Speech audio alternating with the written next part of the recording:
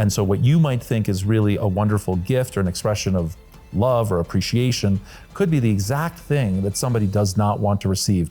So I'm going to share with you perhaps a controversial take. Being in hospitality now, it's extraordinarily challenging.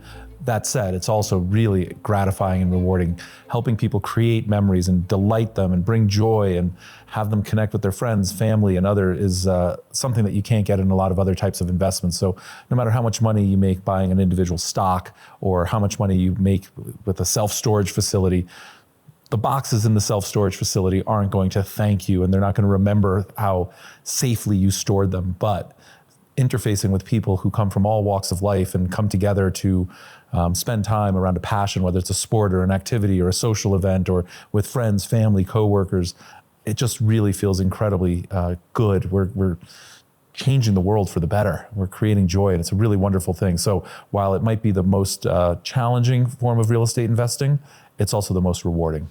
We, my investors and I'm the largest investor. We own 6 hotels currently, plus a collection of single-family homes that we rent on a short-term rental basis where we add amenities. So what it is that we're doing is right in the middle, the convergence of 5-star luxury hotels, the legacy hospitality, and the Airbnb do-it-yourself where you're entirely on your own. We think the sweet spot is exactly in the middle. And so the way that we get there is we either start with villas that we rent out individually, and we add bespoke, customized itineraries, agendas, planning, chefs, cleaning, whatever you want. So it's Airbnb plus whatever you'd like to customize it, or we take hotels and we reduce the touch points that don't add any value, reduce the labor count, and so we get to the same sweet spot. So it's highly customized, and we have 6 hotels currently, including 1 under contract, plus a collection of villas and a lot of land that we'll be developing more going forward. It's definitely not easy. It gets easier with more and more experience. And I would say at the end of the day, the single largest influence, both positive or negative, is humans, human capital, human labor. If you have a really talented team operating an individual asset, it's much easier than if you have a really poor team managing that same asset. So at the end of the day, in hospitality, it's all about people and how they interface with other people. And the most important thing that we can do is find people that love to delight, that love engaging others, that want to serve, that get their thrills and kicks out of delighting and making people, have these incredible memories. That goes an incredibly long way. And so we've learned how important the individuals that interface with everybody are. So I'm going to share with you perhaps a controversial take. I don't think it's something that can be taught. It's an innate skill. So some people are introverts, some people are extroverts. It's not to say that an introvert can't be a great public speaker or a great leader or can't be a great salesperson. In fact, some of them are the best, but they work really, really hard at it. And more importantly, it really drains their battery, right? So they can't do it consistently every single day in and day out for decades. But if you get somebody who is a real people person and a real people pleaser, and that's what lights them up, and they define themselves as, I'm really interested in serving and delighting others, instead of it draining them, it refuels them, it charges them, it gives them more stamina and more excitement, and they come back and with more endurance and they do it again the next day. And so one of the lessons I've learned is to try and find those people that are naturally, loving to serve others, as opposed to trying to teach somebody, because it's really hard to fake it, right? So if you're not really, really caring about how that individual's day is going, to just be like, how's your day going? You can just tell immediately that it's not authentic. So we try as best as possible to find people that enjoy that recharge, that it's contagious.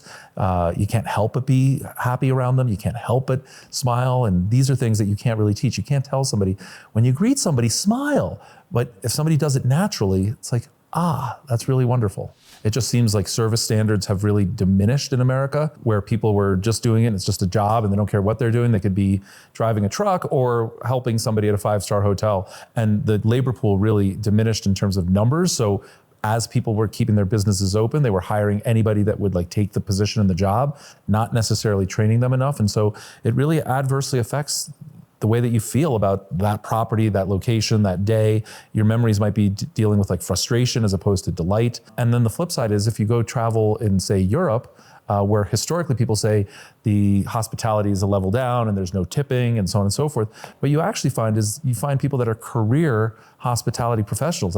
They love giving great service, and they do it not for the tip, right? So it's counterintuitive. Here in America, we tip, which is to ensure proper service. That's what tip stands for.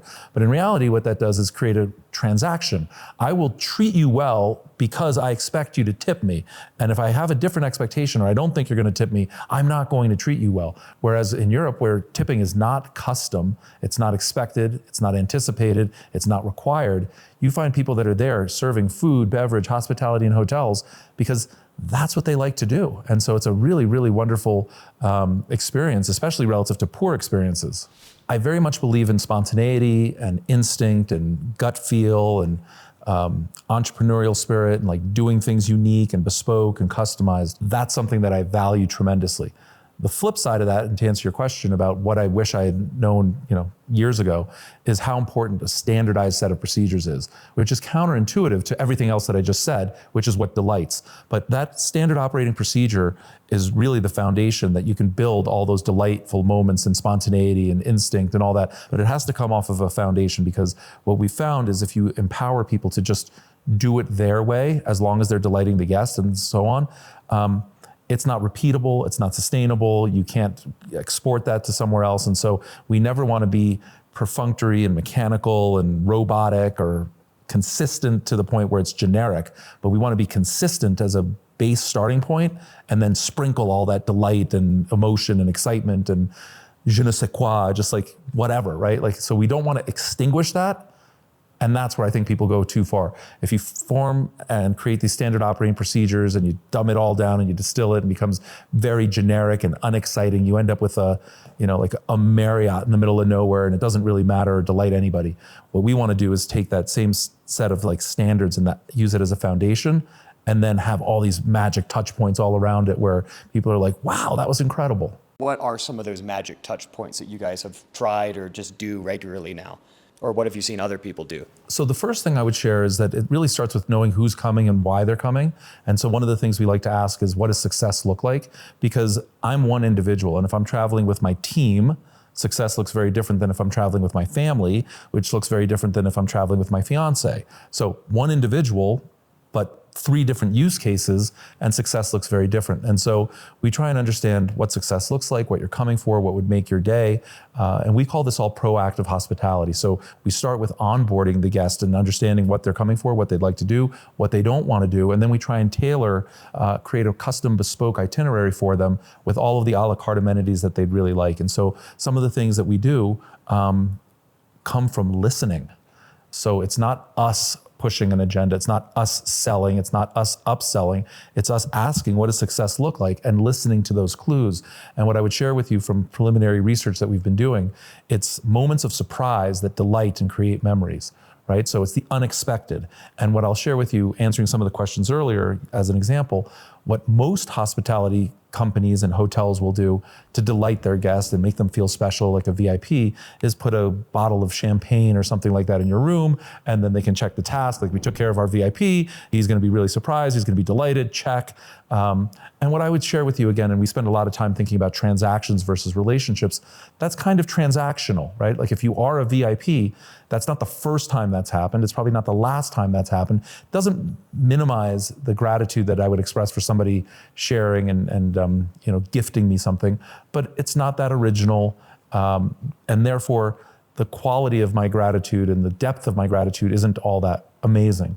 Contrast that with something where somebody's done something completely unexpected because they've taken the initiative and they've done some research or they've listened to something that I've said, and when that comes back as a surprise, it's really delightful. And it also, in many cases, doesn't have a monetary value, so it's not transactional. So let me give you an example. My fiance and I checked into the Maybourne Riviera, which is a Claridge's hotel, brand new in the south of France, and we wanted to go down there and check out Claridge's expansion into the south of France. Claridge's, for many, is considered one of the most hospitable brands, the most reliable, absolutely delightful. It's where I stay in London and have for decades. It's incredible. So I wanted to go check out their new hotel, and when we checked in, they asked, what brings you here? And I said, oh, we just got engaged and so on, and told them a little story, and they were super happy, and they left us a bottle of champagne, which was to kind of be expected at that point, right? Like, I don't want to minimize it, but it wasn't a huge surprise. But the next day, we had chartered a boat, we were out for the day, and the captain took a photo of us on the boat. And when we got back to land, we went up to our hotel room, and what we found was all these balloons with printed versions of photos of us that they took from my Instagram and the photo from the captain. And Erica just started crying. I'm getting emotional just speaking about it. There was no cost associated with that, right? It was literally just printing 8 photos and putting them on balloons and surprising us when we walked into our room. And here I am sharing it with you. I've filmed other videos about it. I've told the story a million times. And it starts from listening and then being creative and resourceful, going to my Instagram account, printing it out, putting up some balloons. The whole thing cost, what, $5? And yet it moved and changed everything. So these little touch points make a huge difference. And that's what creates brand loyalty and me telling the story and me going back to that hotel and me going back to Claridge's. And I would never share any of that if it was just, here's a bottle of champagne. Not to mention that I don't actually drink, and a lot of people don't drink. Drinking is becoming less and less popular going forward. So in many ways, you might be putting your foot in your mouth. It's the exact opposite of hospitality. Like, you know what? You're lactose intolerant? Here's a nice cheese plate. Like, that fell a little flat, right? When you gift somebody or do something special, you're trying to delight somebody, it's about the recipient. It's not about the gift giving. And so what you might think is really a wonderful gift or an expression of love or appreciation could be the exact thing that somebody does not want to receive. And so by way of example, I don't drink alcohol. If somebody gives me a bottle of champagne, even though I understand it's a good feeling and it's a token of appreciation, it doesn't actually move me in any way because I can't consume that and I won't consume that. And so it falls a little flat. Now, there's probably people who've received a bottle of champagne on the day they quit drinking and it stirs up all sorts of really negative emotions, not about flat. It's like, oh my gosh, what's wrong with me? I'm broken, I can't do this. And so you could be inadvertently really stirring a pot that you don't want to. I'll give you another example. In my prior life, I ran a company called Brilliant Transportation. We were a really high-end service. We transported the who's who of celebrities and musicians and real estate professional hedge fund people. And our flagship vehicle was a Brilliant van. It was a Sprinter van. We were the first people to do it. We custom converted it so that it looked like a private jet on wheels. And so like that was our flagship model. We also offered Cadillac Escalades, and sometimes a VIP guest would try and book a Cadillac Escalade, I don't know, to go to the airport or something, and we'd be sold out. And so the people on my team would graciously say, we've upgraded you, we've given you this van, which is an upgrade in terms of cost, it's an upgrade in terms of bling, it's just like, it's this big thing and it's really wonderful. And most people would think that that's a really wonderful upgrade and a gift.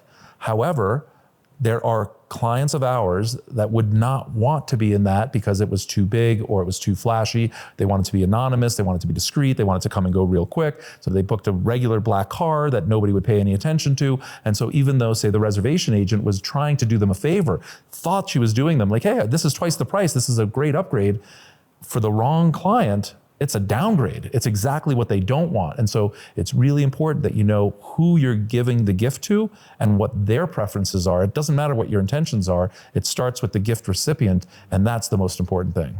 So if you own an Airbnb or a hotel, there's a ton of opportunity to up your revenue through ancillary services and add-ons or just these a la carte amenities. I think that there's very tough competition in terms of room rates and in terms of Airbnb, like whole house buyouts or whatever, but very few people are doing these ancillary services that can be quite profitable. But more importantly, they're delighting your guest, which means that you're building a brand and you're getting repeat guests and they're telling their friends and so on and so forth.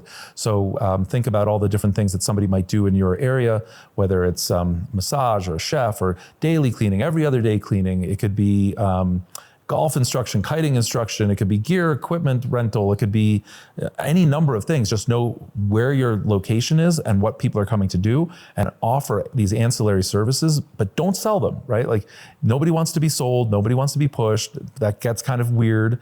But if you say, hey, you know, you're coming to do this, that, or the other. A lot of our guests have really enjoyed this on top of that. Would that be of something of interest? Like, oh yeah, tell me more. And so again, you're developing a relationship. You're trying to help. Imagine that your brother or your sister was coming to town and they'd never been there before. Now you're trying to help them have the best time. You want them to leave Jackson Hole or Palm Springs or Nosara, Costa Rica, having the best time and tell all their friends. Well, if they've never been there before, what are they missing? What should they consider doing?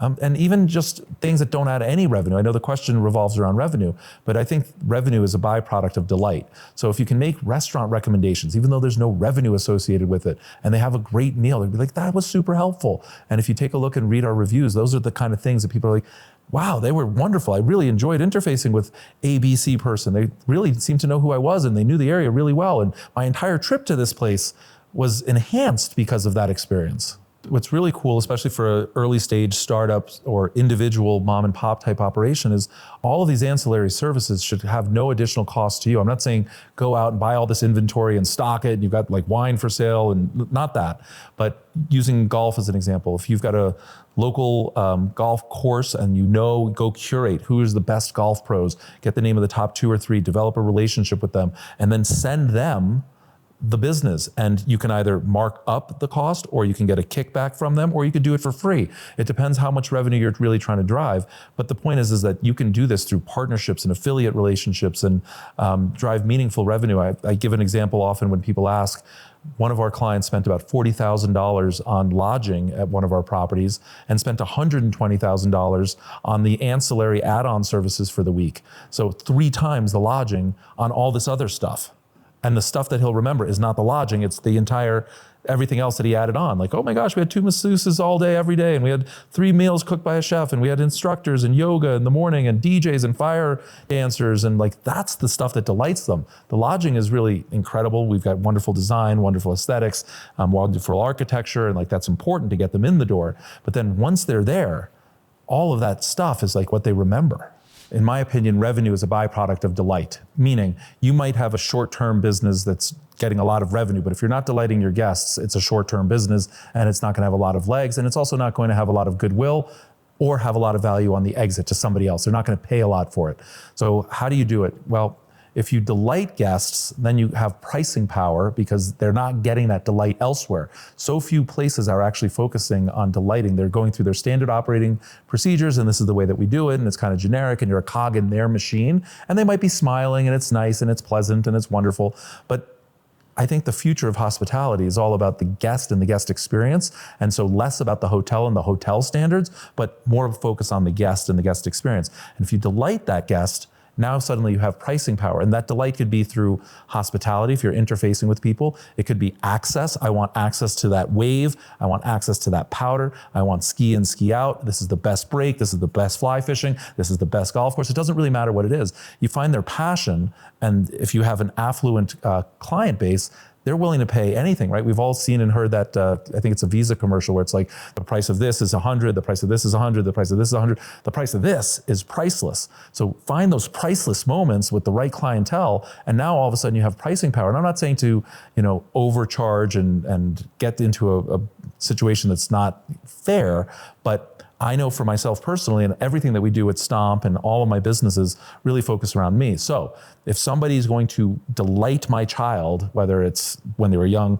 chicken fingers and a balloon and a whatever, I'll pay for that. I'm not going to say, that's worth $17 and you're charging me $19 and I don't like it. It's like, yeah, bring the balloons, fine, charge me $22, make them smile, make them laugh, have their kids, all their friends have a wonderful time. Like, I will pay for that. And so, the more that you delight, the more pricing power you have, the more that they will tell their friends, the more repeat business, the more your brand is worth. When you go and sell your brand or exit the real estate, the more it's worth because of all the goodwill that you've built. But most people focus on the revenue, and then delight is secondary. And I think if you focus on the delight, the revenue follows. What is really the difference between what you get at a luxury hotel versus what you get at like a Hampton Inn or something? So the first thing is, and this is kind of an awkward thing to admit, but it's true. It's exclusivity, right? So everybody wants to get into the club that has the velvet rope that not everyone else can get into. And then the flip side is that, what is it? What is that saying? Like, I would never want to be I would never want to be a member of a club that would let me in. So it's kind of counterintuitive. But so the first thing you get is access and exclusivity. And then in an ideal world, it would have really wonderful architecture and design and decor and thoughtful hospitality, where a firm like you mentioned, Hampton Inn, is literally just about the numbers and the consistency, and sure, it's clean and so on. They're generally selling what I would call utility and value. And I think when you start staying at nicer hotels and more expensive hotels and so on, the utility is a given, and all of those other things that are delightful are added on. The other thing that I would share with you is in the right setting, really magical things can happen. And the setting is touching on all of our senses, right? So how does it smell? Olfactory, sight, vision, what's the design, the decor, the architecture? It's now playing to all the music, what's going on, who else is there? And it's creating this place and this setting and this vibe and this scene, and it can appeal to you or not, right? So like I can go into a very stuffy 5-star hotel and feel like I'm 30 years too young, or I can go into a really vibey, hip sort of place and I could feel 30 years too old. So there's nothing, there's no one set it and forget it. It's really about finding your tribe and your people and having your people find you and your brand in your hotel and delighting them, because they can't get that somewhere else. So too many organizations, I believe, either don't really know who's coming and they're open for anyone who can afford the $200 a night can come and stay. And that's sort of like watered down. Nobody's excited about it. Or they get the wrong people. And so by way of example, even though I'm the proud father of 3 daughters and they're now 19, and 22, when they were younger, we would go travel and stay at all the hotels that we wanted. Most of them were family friendly. Now that my kids are gone and out of the house and it's Eric and I, and we're traveling solo more often than not, I don't really want family friendly. Now, there's nothing wrong with your kid's great, but it doesn't really add a lot of value to my stay at the pool, listening to your kid cry who wants chicken fingers. So, a little bit of that exclusivity that I talk about is also narrowing the field, and so that you're with the right people. And in an ideal world, what it is that we focus on at our properties is creating a community. We would prefer and we encourage, instead of people being anonymous, like in most hotels, you go, you put your blinders on, you don't look at the person next to you on the pool, you certainly don't make small talk. If you make small talk, it's in the elevator, you're like, oh, is this nice weather? None of that adds value, because nobody wants to be bothered. Nobody knows who anyone else is there. Nobody knows why they're there. And so it's just a very generic experience.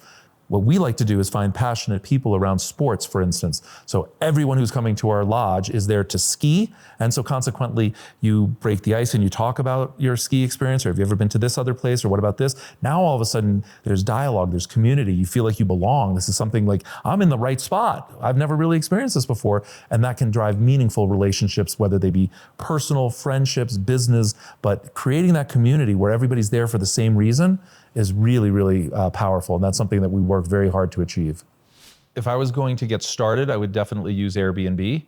But one lesson that I've taught forever on my YouTube channel is don't be platform dependent. So even if you prefer Airbnb, list with VRBO, maybe consider doing Expedia, definitely have direct bookings. And the reason is because your entire business depends then on that one platform. And if you get blacklisted for any reason, or the SEO and algorithm doesn't like you anymore, your entire business suffers. So I've taught from day one that it's really important. And this comes back to what we were talking about earlier, Manoa, where you have to manage risk, right? Everybody's focused on revenue. So Airbnb revenue could be the highest revenue and you're just like, this is great, I don't need anything else.